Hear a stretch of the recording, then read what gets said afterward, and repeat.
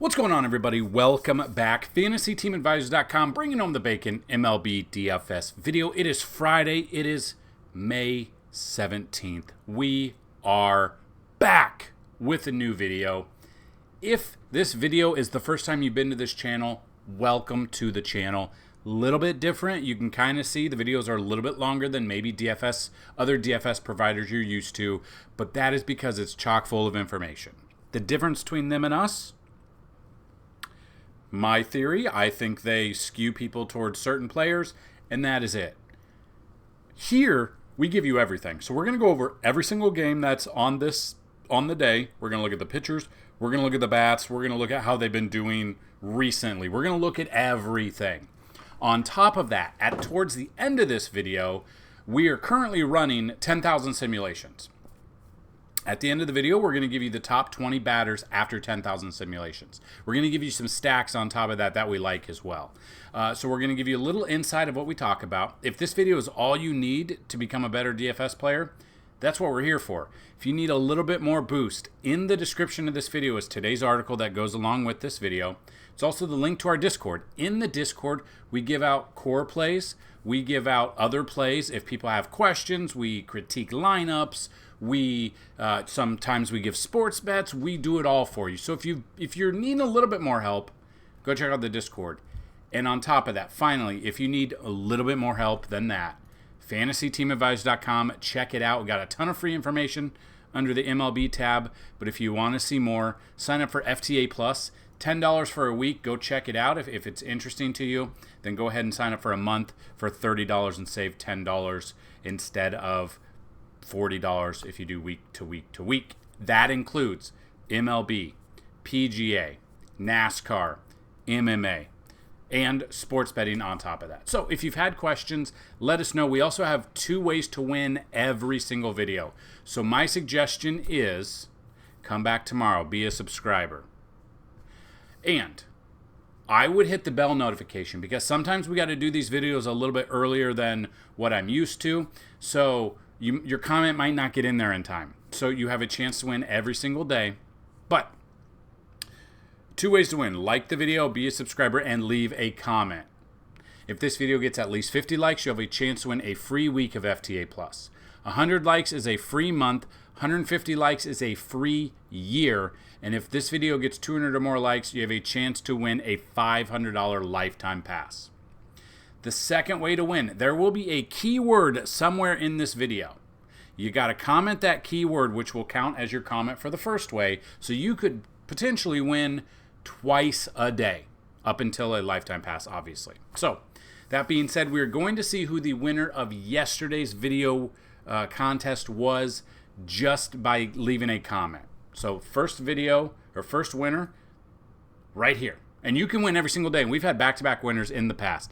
The winner is Tall Tail with the comment Bacon Life. So Tall Tail, what I need you to do, make sure you see this. If you do see it, hit the like on this.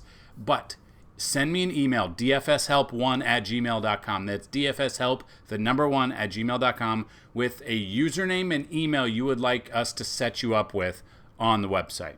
If you already have one, let me know that as well. So the second way to do it was to leave a comment of the word cheaters. Now, that was the key comment yesterday, which obvious reasons won't go into. But we're going to randomize it one time, and that'll be the winner for the free week of FTA Plus. So good luck to everyone. And if you don't see your name here, make sure you hit the bell notification so you can get your comment in early on these videos. And the winner is Random EV617. Haven't seen your name in the comments for a while, so congratulations and welcome back. Random EV617. Please email me, dfshelp1@gmail.com, and we will get you set up as well for a free week. Now, you can come back tomorrow and the next day and the next day.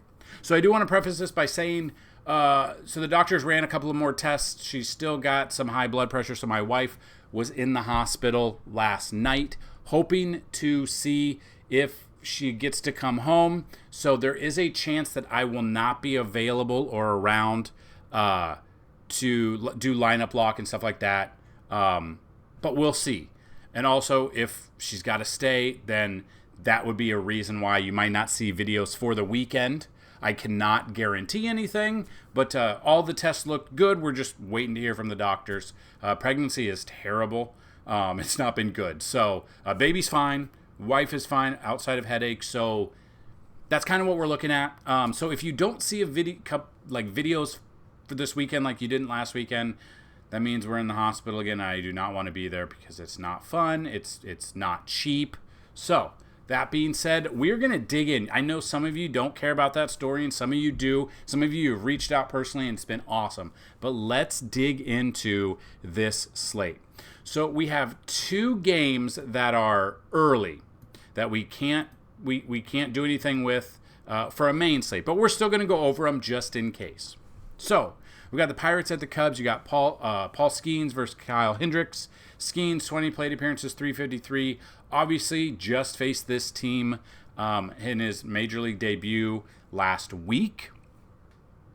And now he's facing them again. But this time it's on the road. Now, this one, obviously didn't have the best outing there.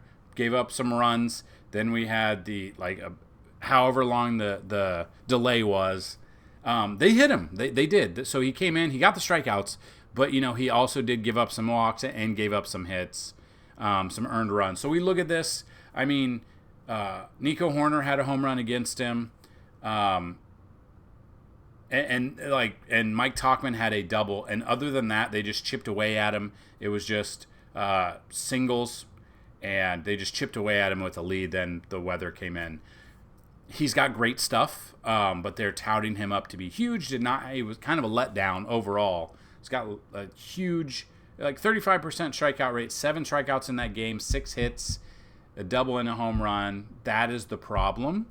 But the Cubs, tournament-wise, I'm okay with Skeens.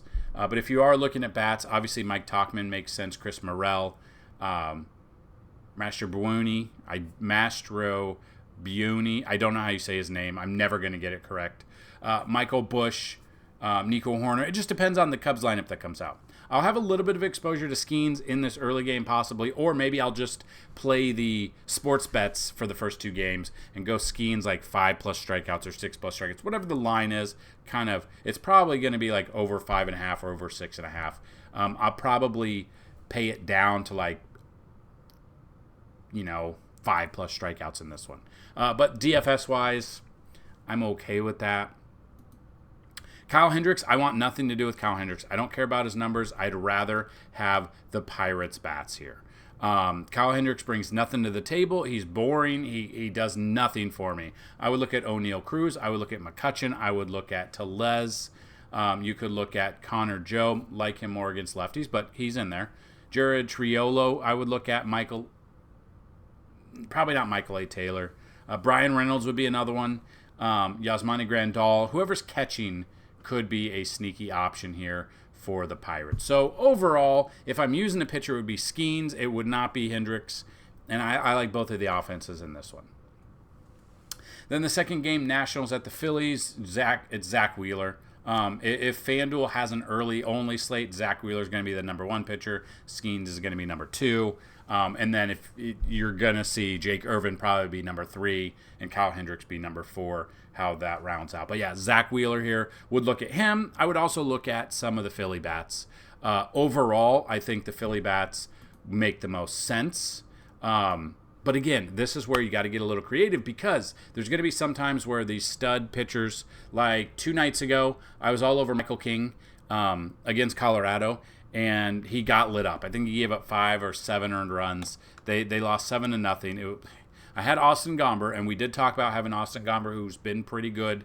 We went that direction too. We did cash, but we did not cash with any of our Michael King lineups.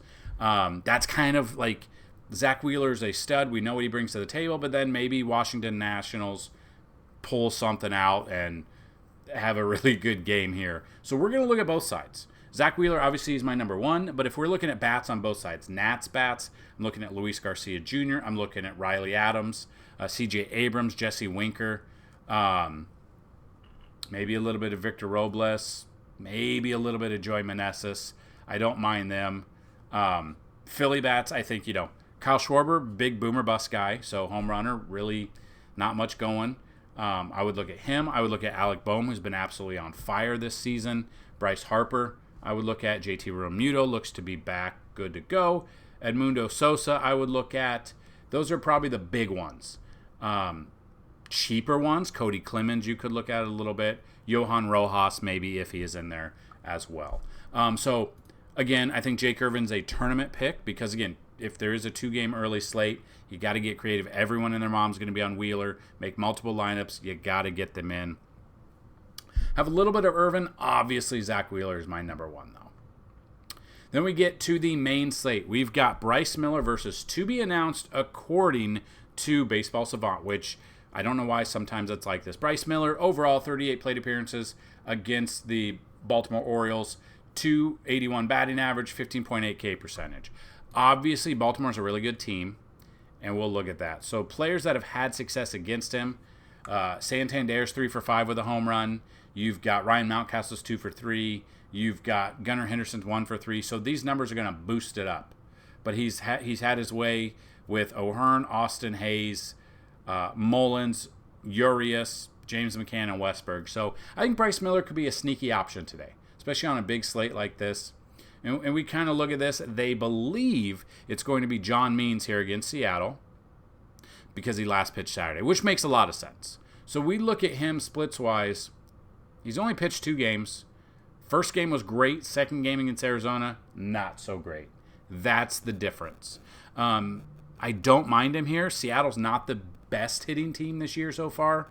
Problem is, his game against Arizona, a lot of people are going to see that. So I think if you go with that direction, a lot of people are going to be off of Means because they're going to just recency bias, but they're not going to see that he had a fantastic game for the first start of the season after injury, going 7 innings in a hitter's ballpark, and now he's back home, which is pretty good because, again, Seattle has a lot of righties that hit, and they have moved the dimensions to left field way back, and Means could have a good game. I mean, he could give up a lot of fly balls, but the left field here is just spacious. It is massive. So I do not mind John Means at all. I think both pitchers are fine.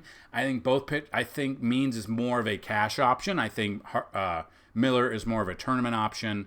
Batting wise, honestly, at the moment, there's none that jump out completely. But if I were to use some Orioles bats, it'd be Henderson. It would be Mountcastle. It'd be Rushman, Santander. If I were to use Mariners bats, I would go Cal Raleigh. But again, obviously Cal Raleigh, J-Rod, Josh Rojas, Mitch Haniger. I like to use them against lefty pitching, but the only problem is left field is absolutely massive, and if they don't hit it very hard and very high, it's probably not getting out of here. So I think Seattle is a stack for tournaments, but that's basically it. Look at the White Sox at the Yankees. Yankees are the first team in the American League to 30 wins. They just swept the Twins, who are a great hitting team this year. Now they get a juicy matchup against the White Sox. Unfortunately, I wasn't able to use the MLB at-bat app to watch because the awesome blackout restrictions for Minnesota. And guess what? I can't watch it for the Chicago game unless I find it on cable TV or I find it on the interwebs that may or may not be kosher. I guess we'll put it kosher. But yeah, I'm all in on the Yankees. I'm all in on Nestor Cortez here. The White Sox don't scare me. Again, Nestor Cortez, his home and away splits are wild. If you look at Nestor Cortez, where are we going to find him at? Where is he? Did I just completely miss it? No, there he is. He's 9,400. He's got a 4.03 ERA. Splits. Home games, a 1.59 ERA. Away games, 6.75. He's averaging 25.9 at home. He's averaging 8 fantasy points on the road. This will even it up. 5 home, 5 away. Pretty much the same innings pitched. Wild. 19 earned runs. He is just better at home. My problem is his price is up there. And his price is up there because, again, he's good at home and the White Sox are terrible. $9,400 is a lot to pay for Cortez. Basically, you're looking at 2.5, minimum 2.5 times value. So you're looking at least 23.5 fantasy points out of him, which he is averaging more than that at home. So I'm okay with that. The White Sox are bad. The Yankees bats, honestly, Judge has been absolutely on fire, on just in fuego since getting ejected back 10 games ago, whenever it was. Obviously him. Juan Soto struggled a little bit. His price is still up there, but now he gets a great matchup at home against us. Not a very good righty. That's what I would look at. I would look at Rizzo at home. I would look at Volpe. Glaber seems like he's turning things on. Verdugo. Get your guys, stack the Yankees. Not only am I a fan, but it is a fantastic matchup here. Clevenger, I don't trust him. There's nothing to trust about Mike Clevenger. We come down here, 5.40 ERA, game logs. He's only pitched twice this year. Terrible game against Tampa Bay. Not a bad game against his former team in Cleveland, but he's only gone 4.2 innings. And then it gets to the bullpen, and then anything goes. So I am all in on a Yankee stack. I want nothing to do with the White Sox. I want nothing to do with Clevenger. Then you got Tampa Bay versus Chris Bassitt. Now, Tampa Bay, it shows as to be announced, which you never know if it's going to be an opener or how they're going to go. Tyler Alexander coming off 7 innings against the Yankees, his last start. 6 earned runs, 4.4 fantasy points. I could definitely see another game like that out of him. He's got an elevated 5.45 ERA, which is up there. And now he's facing a Toronto team that do have good right-handed hitters. I don't want anything to do with Alexander. Chris Bassitt, I don't think I want much to do with Chris Bassitt either. That's the problem. We see Chris Bassitt at 7,200. He's got a 5 ERA. Game log-wise, he's pitching at home. He has faced Tampa Bay once this year. Went 5 innings, got the loss. 4 earned runs, 6 strikeouts. Home games, he's pitching 4.99. Away games, 5.14. I don't want anything to do with them. I'd rather just take the bats in this one. Obviously, I love Toronto bats a little bit more. Because Tampa Bay has just looked off this year. So we look at this, just kind of looking at this. Vlad against the lefty. Davis Schneider I would look at. Danny Jansen against the lefty. Bo Bichette, normally, he's struggling this year. I would look at him. Justin Turner against the lefty. George Springer leading the game off. Wouldn't be surprised if he gets a double right off the bat against the lefty. Those are the ones that I'd focus on. You pay down a little bit. Isaiah Kiner-Falefa, IKF. You could pay down for Ernie Clement, Kevin Biggio. It really depends on who's going to be playing the infield there. Tampa Bay bats, they've been cold this year, but maybe Chris Bassitt is their remedy to help them hit very well. Looking at those bats, Yandy Diaz, Josh Lowe, Richie Palacios, I would look at. Isaac Paredes, I would look at. Cheaper options, Ahmed Rosario, Johnny DeLuca, Jose Siri, Rort Vet, or Alex Jackson, depending on who's going to be there. So I'm probably not using either pitcher. I'm more focused on Toronto bats, but I think you could come back with a Tampa Bay stack. Probably do pretty okay that way.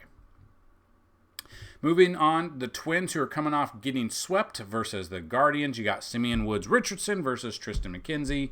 Woods-Richardson's never faced Cleveland bats before. McKenzie's actually had pretty good success against Minnesota in his career. 109 plate appearances, 27.5 K percentage, 175 batting average, only walking 9.2 with a 278 WOBA. All of these spell goodness. So let's dig in a little bit more to the numbers. SWR coming in 3.24 ERA, 1-0 record, 23 strikeouts. Splits-wise hasn't faced Cleveland this year. Pitching on the road in 3 games, 4.50 ERA. So he has been worse on the road. Home games, 2 games, 1.64. Vast difference there. I would focus on looking at McKenzie as a starting pitcher for me. Probably looking at tournaments, but I'm okay with Tristan McKenzie. And I would also look at Cleveland bats. I would look at Josh Naylor. I would look at Bo Naylor. I would look at, if you guys want to see the numbers a little bit, Jose Ramirez, obviously. Josh Naylor's on a tear this year. Jose Ramirez, cheap option would be David Fry, Will Brennan, Kyle Manzardo, Andres Jimenez, Brian Rocchio. Like, you could look at these guys. The main focus, if you're looking for just like 3 big bats, Naylor, Josh Naylor, that is, Jose Ramirez. I think a little bit of Estevan Florial. I was a huge fan of him in the Yankees organization. He didn't have a place to play. When he did get called up for a little sip of, just a cup of tea up there, didn't really do much. But now he's getting like everyday reps or almost everyday reps. We look at Estevan Florial, and he's usually like towards leading off. Let's see what he's been doing. He's 3,100. Like, he's getting positive fantasy points. It's kind of been in a lull. Is batting 189, but he's a cheap option. I love Florial if he's towards the top of this lineup. If he's towards the bottom at 189, I don't love him as much. But again, he started left field, did bat leadoff. So he does. Occasionally he will bat leadoff. So that is definitely something that I would take a look at if you're trying to get a Cleveland stack, but you want to get a little bit of a cheap option. So I'm in on McKenzie. I'm in on Cleveland bats. I don't want really any Minnesota bats right now, unless some of them show up in the simulations, and then I would focus on Cleveland bats a little bit more. We've got the Mets at the Marlins. You got Christian Scott versus Jesus, the Jesus Lizard, Luzardo. Scott's never faced him before, and Luzardo, 85 plate appearances, 247. This will be Luzardo's second start coming off the IL. We look at Christian Scott somewhere. Where's he at? Right here. 8,100, 284 ERA. He's had 2 starts. Did pretty damn good against Atlanta. 3 earned runs there. Did get the loss, but went 6 innings. That's a quality start. 8 strikeouts. Tampa Bay, 6 strikeouts. But the problem is he's gone up from 40. Was that 4,700? That had to be. No. Yeah. He's gone up. So he went from 7,500 to 4,700, now to 8,100. Price-wise, I'm okay with him. I would love this game if it were more in Citi Field, but we aren't there. And then you've got Luzardo here, 7,400. After coming back from the IL against Philly, 5.2 innings, 2 earned runs, 8 Ks. Does have a better matchup here against the Mets. He has not faced them this year. Pitching at home, does have a little bit better ERA, but again, his ERA is near 6. Tournaments, Luzardo's okay. That's basically it. None of the bats really jump out to me right now. Again, and these are the differences. So sometimes bats will jump out to me, sometimes they won't. So as of now, I won't have any bats in this game. Once I do the simulations, if those prove a little bit more, then we'll bump them up for the cheat sheet and the other thing. So as of now, I would look at both of these pitchers. I think both are great tournament options. I would lean Scott a little bit more in cash options. Then we got the Padres at the Braves next. We got Matt Waldron versus Max Fried. Waldron's never faced the Braves before, and Fried, 69 plate appearances, 210. While San Diego has great bats that normally hit lefties well, they've struggled a little bit. So we can look at this. Waldron, we used him his last start, and this is the difference between me. If someone has a good game or a bad game, I will let you know. He had a pretty good game against the Dodgers. I used him because I knew his ownership would be very low. And he went 5.1 innings, gave up 2 earned runs, 6 Ks. At 17.6, he was an easy SP2. They ended up losing 5-0, but he only gave up 2 of those earned runs. He managed to make it into the 6th inning before getting pulled. And that's off of a bad game against Arizona. He comes in here, does have a higher ERA. The Braves are a good hitting team. I'm probably off Waldron here. Tournaments, I guess you could look at because he's never faced them before, and you know how I feel about taking pitchers that have never faced the opposing team. I'm okay with that. I would not trust him in cash. And then you got Max Fried. We got him up here at 8,800. He's got a 3.57 ERA. So he's kind of turned things around. He looked a little bit, fried. He looked a little fried his first couple of starts. That is a play on words. Give me a virtual high five for bringing that up. I don't have a script, guys. If you couldn't tell, I do not have a script. I am going off the cuff, and that's what we're doing. So Max Fried was fried the first 2 games. Now he's brought it back. And then since then he had one bad start against Houston, which Houston historically hits lefties well. Now, he's facing a San Diego team that normally hits lefties well, but they've been struggling this year. He's pitching at home, which he does have a worse ERA at home. That's what's crazy. 2 starts at home, 7 earned runs. His ERA is up there, only 13.1 innings. Tournament-wise, I think Fried is okay. I don't trust him in cash, though. That's the problem. I would rather focus, honestly, if you're looking at all the games here, I'd rather focus on the bats more than I would look at the pitching in this one.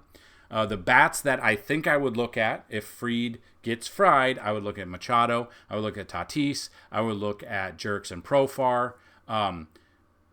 If Higashioka is catching for San Diego, he usually mashes lefties, but it's not a ton out of him.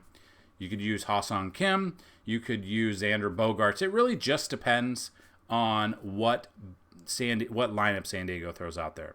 Flip side of that, though, Matt Olson against Matt Waldron, I would look at. I would look at Michael Harris. I would obviously look at Acuna, Marcell Ozuna, Austin Riley. These are the big names.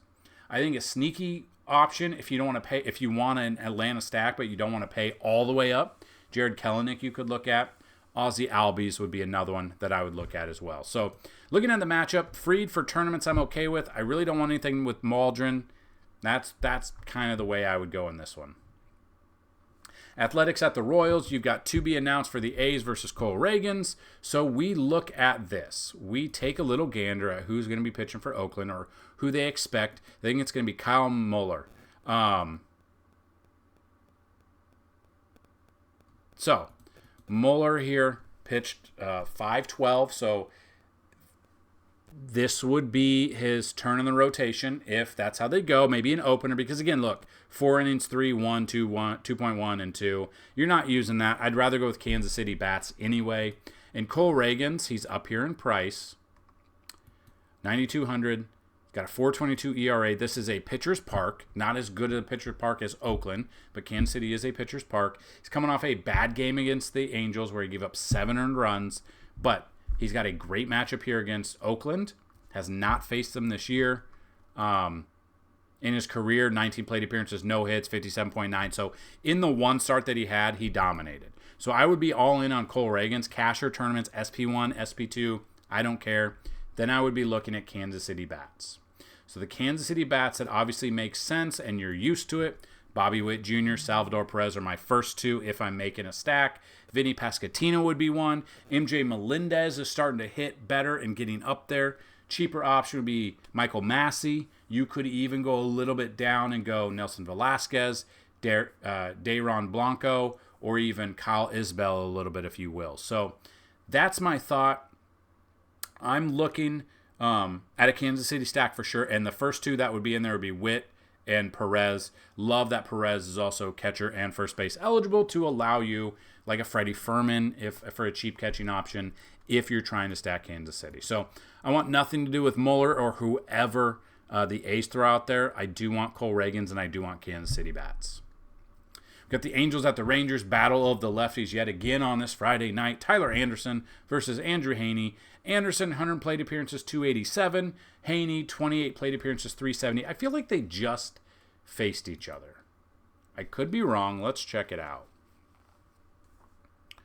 Tyler Anderson splits. Nope, he has not faced Texas this year. Game log. He does have a pretty good 2.92 ERA. Whip is up there, though, 1.14. Strikeouts are up and down for him, and Texas usually hits lefties well. Tyler Anderson for tournaments, I'm okay with, but you look at his price, he really hasn't hit value. Again, he hit value the first couple of games, and since then, he hit value here, and that's basically it. And that was against Kansas City, and he got the W in that one. I'm probably leaning more towards neither of these pitchers and looking at just the bats in this one. And then we got Andrew Heaney. Splits-wise, like at home, he's got almost a 6 ERA. Depending on how hot it is, if in Texas, in this ballpark, if it is hot and humid, the ball absolutely flies out of there. It's middle of May. It's Texas. Use the weather tab on our cheat sheet to see how hot it is and the hitter rating. But yeah, I'm not looking at Heaney. I am looking 100% at bats on both sides in this game. So Logan O'Hoppe, Taylor Ward, Joe Adell. Those are my three main ones that I would look at. A couple others would be Nolan Schanuel. You could go cheap and go Willie Calhoun, which I don't think I would, but you could go Zach Neto or Mickey Moniak, Luis Guillorme. I mean, there's a Kevin Pillar against the lefty. Kevin Pillar would be probably, it would go O'Hoppe, Ward, Adell, and then Kevin Pillar would be my 4. I don't know if I'd go 5 Angel stack there. And then Texas bats, Adolis Garcia against the lefty, Jonah Heim, Marcus Semien, and then Corey Seager, lefty-righty matchup does not matter for me. Robbie Grossman would be a cheap Texas bat here. They just traded back for him a week or so ago. Usually he's in there to hit against lefty pitching. You could look at him. You could look at Evan Carter possibly as well. So I'm off of the pitching here. I am all in on bats. Obviously love Texas a little bit more, but you got to get some love for the Angels, which I think the Angels might be a lower-owned stack than people think today. We got the Brewers at the Astros, Freddie Peralta versus Hunter Brown. Peralta, obviously, is that dude, has only faced him 8 plate appearances, so not much. He is expensive. He's at the top, 10,400. Game log-wise, pretty good against St. Louis. Well, not really if you're looking for 2.5 times value. His price is up there. That's the problem. Houston's supposed to be able to hit. I don't know what's going on. They're still over there cheating. I don't know what they're doing. But Houston normally hits. They just haven't this year. Peralta is up there. His price scares me a little bit. You obviously need at least, we're looking at about 26 fantasy points. And he has not hit that since April 12th against Baltimore. So it's been over a month since he's hit that. He's hit it a couple of times this year. His price is up there. That scares me. When he hit that, though, he was 9,300. So he's 1,100 less. I love Peralta. I don't know if I can pay 10,400 for him. That's the problem. And then Hunter Brown comes in. His ERA is 7.79. Game log-wise, coming off a really good game against Detroit. But other than that, it's been really bad. Against Kansas City, minus 23.7. Minus 4.5. And he's pitching at home where he's a little bit better at home. But Milwaukee can hit as well. So I'm probably... hate to say it, I don't think I'll have much exposure to Peralta. I don't mind if you do, but again, his price is very high up there for what we need out of him. And then the bats that I would look at against the Astros, against Hunter Brown, or the bullpen that comes in, William Contreras, Christian Yelich, Willie Adames would be my first 3. Then I would go down a tier to like Jake Bauers, Gary Sanchez, he'll probably be in there. I love Gary Sanchez more against lefties, but he has had some big moments in this stadium when he was a member of the Yankees. So we could look at it that way. A couple others would be Jackson Churio or Joey Ortiz would be one. 2 days ago, I had the Brewers as a stack in the early slate, and it dominated for us on Wednesday. I like a Brewer stack here. Peralta's got great numbers. Obviously, the 3 bats that I would look at if I'm not using Peralta and I wanted to go Astros, Alvarez, Kyle Tucker, and Yainer Diaz, maybe a little bit of Jeremy Pena as well. So I personally might be priced out on Peralta, but he does have a good matchup here. Then we got the Red Sox at the Cardinals. You got Brayan Bello versus Kyle Gibson. Bello's never faced them before, and Gibson, 50 plate appearances, 298. So, it's okay. Bello is 8,000. Splits-wise, 3.13 ERA, 4-1 record. This will be his second start after about 3 weeks off. He went up against Washington, which they're not a very good team. Only went 5 innings, though, and only got 9.7 fantasy points. That's my problem. I don't know if he's going to go deep into the game. He did give up a home run in that game, and St. Louis has been kind of putting up some home runs and hits this year. Bayo, I'm okay with tournaments. I don't trust him in cash. And then Gibson. 3.67 ERA, so pretty good. Splits-wise, pitching at home, 4.13 ERA, so it is up there. I don't know if I'll have exposure to either of these pitchers. I know I won't play them in cash. They would only be strictly tournament pitchers if I were to look at them at all. I'm probably focused more on bats in this game than I would be pitchers. The bats that I would look at, Devers, O'Neill, Wilyer Abreu would be the top three. Sneaky option could be Dom Smith if he starts at first base. I don't know if he will. Vaughn Grissom would be a cheap option for an infield position. That's probably Jarren Duran a little bit, but that's probably it for Boston. St. Louis bats, Alec Burleson, Lars Nootbaar, Goldie has been hitting well lately. Brendan Donovan, Nolan Arenado, those are the big ones. Cheaper options, Matt Carpenter, Michael Ciani, Ivan Herrera. I don't mind these guys. So again, I probably am off of the pitching. I would rather lean on Bayo a little bit, but again, I don't know if he's going to go more than 4 or 5 innings. At that price, middle of the road there, we'll see. And weather will play a factor in some of these. So it's definitely kind of monitor the weather too, because if there's going to be rain, you're going to have to pivot to a different pitcher. Got Tigers at the Diamondbacks. You got Tariq Skubal versus Ryan Nelson. Skubal, expensive. Okay. Second highest priced pitcher, $10,000. Game log, though, he caught a 2.02 ERA. Had a good start against Houston, had a fantastic start against the Yankees with 12 Ks. He's had 4 fantastic starts here. Now he's going up against an Arizona team that 20 plate appearances, they've hit him, but he's looked really good. Pitching on the road, does have a better ERA on the road. This ballpark, though, it does allow some home runs. It is known as Coors Field Jr. for a reason, and Arizona, they've got some righty bats that can hit lefties. I'd rather pay $10,000 for Skubal than $10,400 for Peralta, to be completely honest with you. Then we get to Ryan Nelson. So we come all the way down here. He's $6,000, obviously down here at the bottom. 5.33 ERA. Detroit bats, they looked kind of cold against the Marlins, but they've hit against other teams. So it's very, I don't know, day to day, I have no idea what Detroit lineup's going to do. I don't know if they're going to come out and hit and put up runs. I don't know if they're going to get blanked by the Marlins or Ryan Nelson, who sports a 5+ ERA. So we do look at Ryan Nelson here. Really hasn't done that well. 4.5, 7.9, 3.3. Had a good game. Couple of good games here against St. Louis and Atlanta. Not a good game against the Yankees. So home games got a 6 ERA. At his price of $6,000, I will have some exposure to him in tournaments only because I don't know or trust this Detroit lineup. But on the flip side, Nelson's been bad for the majority of the year, has not been good at home. I could see Detroit having trouble here. But I'm going to have exposure to both sides. Obviously, Tariq Skubal, I would rather have. I would look at Tariq Skubal.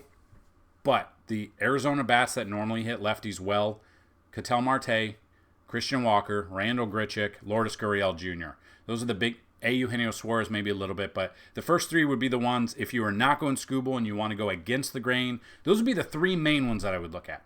Obviously, if you're playing on DraftKings, you got to get 5, or the majority is, a main stack of 5 with a secondary stack of 2. So if we're looking for a couple others, Gabriel Moreno would be one.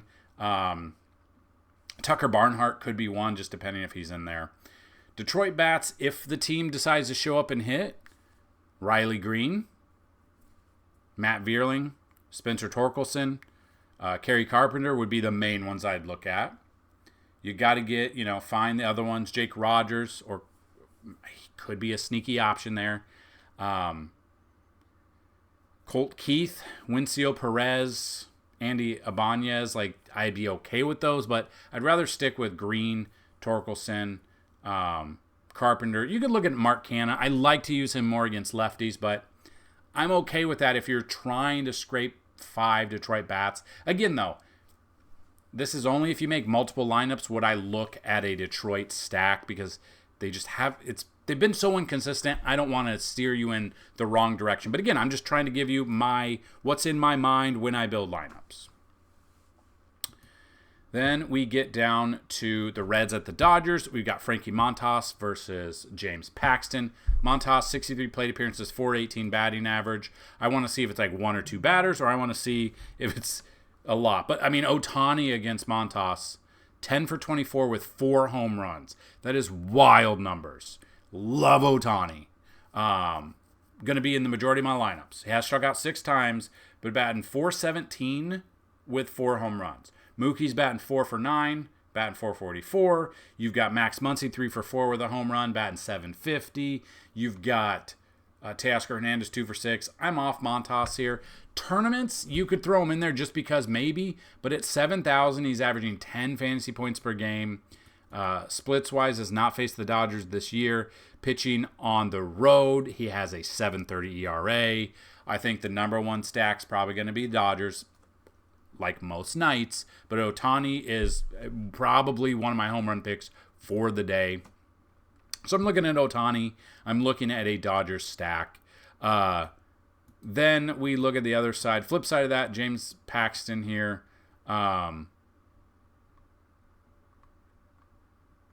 8,400, he's up there. He's only averaging 13.7. He's gone 6 innings there, coming off a good game against San Diego, coming off a good game against Atlanta. Then he's had some so-so games against some other teams. Splits-wise, career-wise, only 16 plate appearances. I don't mind James Paxton for tournaments. 2.58 ERA, 5-0 record. He's going to get the run support in this game. It just is very dependent if he gives up a ton of runs. So at the moment, I don't really want any Cincinnati bats outside of like De La Cruz, Spencer Steer, Will Benson, like not a ton. I'd rather look at Paxton, and I love the Dodgers as a stack today. Then the final game, you got Colorado Rockies at the Giants. This is a pitcher's park. Feltner, 20 plate appearances, 125. Kyle Harrison, 46 plate appearances, 190. We just used Kyle Harrison. Was it his last start or 2 starts ago? In Colorado. 2 starts ago. We used him. I suggested him because Colorado's bad. 7 innings, only 2 Ks, which was unfortunate, but he got 20.2. Had he got like 5 Ks, we were probably looking at 25 to 30 fantasy points there. He had 15 ground balls in a ballpark that allows copious amounts of home runs. Now he gets to pitch at home. Love Kyle Harrison at 8,200. Love him at 8,200. In that range, I love him more than Paxton. I love him more than Christian Scott. I love him more than Bayo. And John Means. Like, he's in a fan. I think he should be 9,000. Minimum 9,000. I'm all in on Kyle Harrison. Cash tournaments, I don't care. Feltner. So Feltner just faced this team. Where's he at? Did I miss him, or is he down here at the bottom? Oh, he's at the very bottom. 5,500, 520 ERA. He did not face San Francisco in that start. Pitching on the road, which is wild. He's worse on the road than home. I don't want Feltner. I'd rather look. Yeah, I'm all in on Harrison, and I would look at San Francisco bats.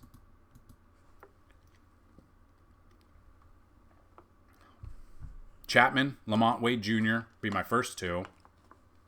You could look at, depending, Yastrzemski a little bit. Flores, who hasn't looked the best, but you could look at him. I mean, those are like the main ones, I guess. Conforto, obviously, on the IL because it's what he does. I don't love a Giant stack here. It will really depend on what lineup comes out for the Giants, too. The main that I would look at would be Yastrzemski, Chapman, and Wade, but then it really just depends on what ragtag team they throw out there for the rest of the lineup. Rockies bats, I want nothing to do with them.